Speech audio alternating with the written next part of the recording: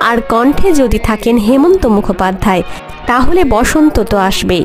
কিন্তু ভালোবাসা ভালোবাসা ছবির সময় হেমন্ত মুখোপাধ্যায়ের কণ্ঠ ভারী হয়ে যাচ্ছিল নায়ক তাপস পালের কণ্ঠের থেকে। তাই এক নবাগত ছেলেকে তাপস পালের লিপে হাজির করলেন হেমন্ত মুখোপাধ্যায়। সেই ছেলে হলেন শিবাজি চট্টোপাধ্যায়। শিবাজি চট্টোপাধ্যায়ের কণ্ঠে হেমন্ত মুখোপাধ্যায়ের সুরে তাপস পালের লিপে আবার হিট এই ছন্দ কি আনন্দ।